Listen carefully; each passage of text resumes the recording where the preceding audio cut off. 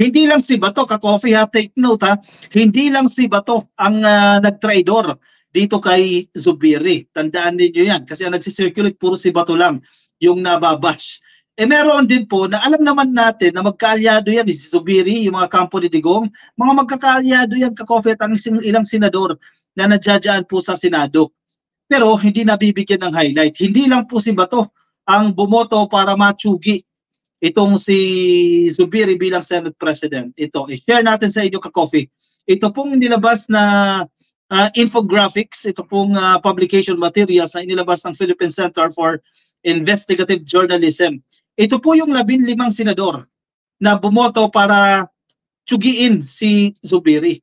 At hindi lang si Bato ang nag-traidor dyan. Kasi alam na alam nyo, yung iba dito kaalyado ni Zubiri. Diba? Ang dami nito, 15 oh, yung ilan dyan kaalyado talaga ni Zubiri. At ano to, parang plastikan lang dyan. Magkakasama sila dyan kay Digong eh, mga beshi-beshi itong mga to eh. O, tapos ngayon, bumoto sila, tanggalin. O, tunay ka bang kaibigan? O nadala kayo ng politics? O baka politics lang. Yan ang nature ng politics, yan ang sasabihin nila dyan. O paano nyo ipapaliwanag ngayon yan? O, sige, basahin natin.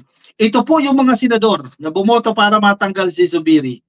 O, tingnan ninyo ha kung sino mga PDP laban dyan. Kung sino yung mga kaalyado ni Digong dyan. Kasi daw, ang chismis dyan, ito daw kasi si Zubiri, inalaw na makapag-issue ng warrant of arrest kay Kibuloy. Ayun. Kaya nagalit daw po yung ilang mga DDS senators. Bakit pinayagan? O kasi si Zubiri ang pumirma dyan bilang Senate President. Ang problema na, pressure din siya eh.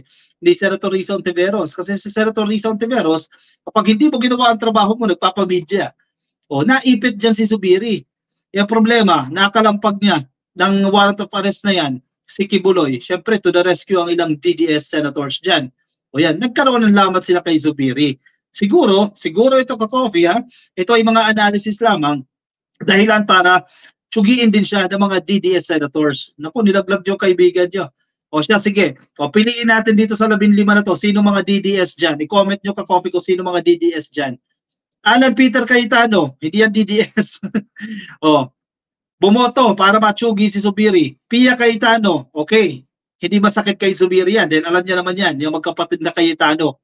Hindi bumoto yan at tsugiin siya, pero hindi masakit kay Zubiri yan kasi hindi niya naman tinatrato na mga kaibigan niyang mga yan. O, ito pa ka-coffee. Si Ronald Bato de la Rosa, yan, promotor. Yan, masakit ang ano dyan. Masakit ang damdamin niya sa ginawa dito ni Ronald Bato de la Rosa. Siya yung na-highlight ngayon. Dahil siya yung alam na alam natin na kaalyado niya. Yan, binoto siya. Chis Escudero, definitely, boboto yan. Dahil umamin naman siya na siya yung nag-initiate nitong ouster na to. Ouster plan na yan against Zubiri. Jinggoy Estrada, malinaw naman si Jinggoy Estrada na hindi maka-Zubiri, no? Medyo nasa gitna ito pero favoring the Marcoses or the administration. Si Bongo, ito nakapagtataka, si Bongo, Duterte Group ito. So, bumoto rin para tanggalin si Zubiri. O ano yan? O, DDS yan. O, hindi na si Bato. O, kasama na si Bongo dyan eh. O, nag-taxil din if ever. Lito Lapid. Yan, Lito Lapid, so-so lang yan. Okay lang, hindi masakit kay Zubiri yan. Amy Marcos, kaibigan nila yan, DDS Group yan. Si Amy Marcos, bumoto rin para matanggal si Zubiri. Kaya ganoon na lang kasakit yung dinadamdam ni Baby Boy, ni Zubiri dahil sa ginawa nila. Mga kaibigan niya yung mga yan eh. O, ano nangyari dyan? O, sino pa? Bong Revilla. Si Bong Revilla, hindi masyado. Okay na yan, di masakit kay Zubiri yan. Si Tolentino, DDS Group din yan. O, bumoto against Zubiri. O, masakit din ang loob dyan ni Zubiri. Rafi Tulfo, okay lang yan. Hindi sila close ni hindi sila close ni Bato de la Rosa. Okay lang yan. Ni Zubiri, hindi masakit ang loob niyan. Robin Padilla, Duterte Group yan. O, binoto para matanggal si Zubiri. Ibig sabihin, pansinin ninyo ha, kahit ang alam mo, kaibigan mo yung mga yan, dahil nasa isang grupo kayo, magkakaalyado kayo, binote out ka as Senate President. Masakit talaga ang loob niyan. Grace Poe. Itong si Grace Poe, hindi masakit ang loob ni Zubiri dyan. Cynthia Villar, hindi rin. Mark Villar, definitely hindi rin. So dapat, ang tampo nito, ilan niya sila? Si Bato, 1. Si Bongo, si Amy Marcos, si Tolentino, si Robin Padilla, O yan, 5 na yan. Kung sino yung mga nagtaksil sa kanya dyan. O yan, 5. Kaya masakit ang loob nito ni Zubiri. Dahil ang alam niya ng mga kaibigan niya mula sa kampo ni Digong na ipagtatanggol siya, susuportahan siya, hindi siya sinuportahan. 13 ang kinakailangan mong boto dyan plus yourself. No? So 13 ito in total para maluklok ka bilang Senate President. O, yung mga kaibigan niyang inaasahan niya, nilaglag siya. Iniwanan siya sa ere. Naku po, hindi lang si Bato ang dapat na nababash dyan. Marami pa ha mula sa kampo ni Digong at ang masaklap dito, mga bataan ni Digong. Oh, Lovelyn Loretta, ang mga senador na nagtaksil, si Bato, si Bongo at si Amy, para kay Ma'am Lovelyn Loretta. Delia Domine, lahat sinasabi na si PBBM may kasalanan, mga DDS, small brain but big damage. Ayun. Ed Harry, the puncher cry, big baby. Nakayakap, at least nakayakap. Si Amy, si Bongo, si Bato, 3 siya. Si Virgilio Cabahar, Bongo, Evian Bell, galit ang mga DDS kasi nga issue ng warrant kay Kibuloy. Kaso si Cheese, kaibigan niya si Kibuloy. Pero hindi siya yung tumatayong Senate President that time. Tama yung Evian Bell, no? Yung sinasabi mo rin, yun din yung pinupunto natin kanina, no? Na isa yan sa naging lamat para matanggal sa pagka senador o pagka Senate President itong si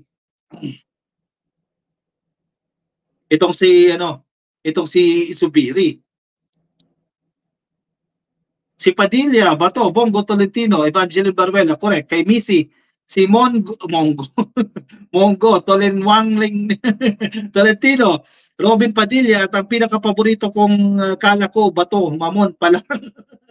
Missy. Hindi naman problema yung pagiging iyakin ka, Coffee. Normal lang yan. Pero bakit yung trader ka, no? Tapos papaano ka, paplastikin mo yung kaibigan mo dyan. Kay Kim Jong-un, o yan, nag-comment sa atin si Kim Jong-un, they stabbed me at the back as soon as it was turned, sabi ni Migs. Ngayong eleksyon na darating, hindi na namin iboboto yung mga katrapo ni Digong. So kung nagawa nila yan sa kaibigan nila, nagawa nilang traidorin yan, si Zubiri, kaibigan na nila yan, ano pa ang presidente? Hindi nila kaibigan si PBBM. O ano pa ang ordinaryong politiko? Ano pa ang ordinaryong senador? Mismong si Zubiri na, third highest government official, nagawa nilang i-backstab dyan. O paano pa yung iba dyan? Naku po, ingat sa mga taong yan. Best actor, si Bato, may paiyak-iyak pa, nalalaman, traidor pala, Lovelyn Loretta. Payang-paya si Bato dyan, ka-coffee. Wala siya mukhang iharap kay Zubiri. Pag nagkita sila sa Senado, latalikod dyan. Bias yan si Migs, dapat kasi kaso ni Kibuloy, kaso ni Kibuloy, inaasikaso niya, hindi kay Marcos ang pinaimbestigahan niya, payak-yak pa si Zubiri, mayaman ka na Zubiri, kami ang binubudol mo, Migs. Mayaman na rin talaga yan, ka-coffee, no? Mga DDS senators, mga alagad ni Judas, yun lang. Tears of joy nga yung kay Bato. Okay, tama. Jonathan Yamongan. Tears of joy pala yun, ka-coffee. Okay, sige, now we know, no? Tears of joy pala yung pag-iyak-iyak na dyan. Ako, tingin ko yung anita nila ni Bong Revilla. Marami factor dyan, ka-coffee. At yung inefficiency ni Zubiri, mabagal mag-deliver ng mga priority bills as compared to the House of Representatives. Nakukumpara siya sa ginagawa nila Martin Romualdez At ang tinuturo nila, isang dahilan pa, hindi raw ina-actionan ni Zubiri itong charter change na priority din na PBBM, itong pagpapalit ng ating economic provisions. Isa yan sa tinuturo nila. Pero hindi lang yan yung dahilan, ka-coffee. Kasi, kaya hina-highlight nila yan para palabasin na masama si PBBM dyan. Na-pressure siya ni PBBM. Total, ayaw mong sumunod o sige, tsugiin ka dyan. Pero we have to go back to the reality. Bumoto ba si PBBM dyan sa mga senador na yan? Anong ibig sabihin yan? Diniktahan ni PBBM itong 15 na ito na iboto para tsugiin itong si Zubiri. Diba? Tanungin nyo sarili nyo. Bakit kay PBBM ninyo ACCC yan? Ano yun? Ganyang kalakas si PBBM, ganyang kalakas si First Lady Liza Araneta Marcos para isa-isahin niya itong 15 senador na yan, tawagan niya isa-isa, tanggalin niyo si Bato. Ano, ganyang kalakas si First Lady? Aba, matindi kayo dyan. Aminin nyo na kayo mismo dyan sa DDS, naglolokohan din kayo dyan. Iyak ni Huda, sabi ni Jack Fernandez. Biktima, wala silang napapasang bill sa Senado, puro marites pinagtutuunan ng pansin. O isa pa yan, meron naman ka-coffee, may napapasa rin naman. Ang problema, nabagal, no? Neil de Galvez, ayan ha, 445 likes, 2K viewers. Ay, thank you, thank you. Ay, baka hindi pa kayo naka-like sa video na yan, ka-coffee. Tama si Ma'am Neil de Galvez dito ha. Madali lang ka-coffee ha. Press lang po yung like. Yan nasa baba oh. I-press lang po yung like. Libre po yan para dumami po tayo dito. 2,124 po ang nakikinig sa atin ngayon. Ayan, pa-press lang po ng like ka-coffee para umabot ng 1,000 yung like natin. Like master, like dog, do tayo traidor sa bayan, Butas de la Rosa. Oy, trinaidor. Tayo trinaidor si Mig Zubiri. Equilibrium, huwag kalimutan mga bilyar, kaibigan din ni Kibulok yan. Okay, bumoto against Zubiri, no?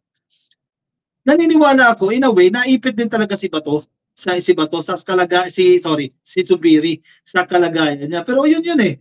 It goes with the position. Pinili mo, nag-agree ka mag-Senate President ka, may responsibilities yan. Mapipressure ka dyan, maiipit ka dyan, but you have to stand firm. Ano talaga yung gusto mong isulong, ano yung paninindigan mo. Politics yan eh. Diba? Kumbaga, dapat matibay ang sikmura mo dyan. Politika yan eh.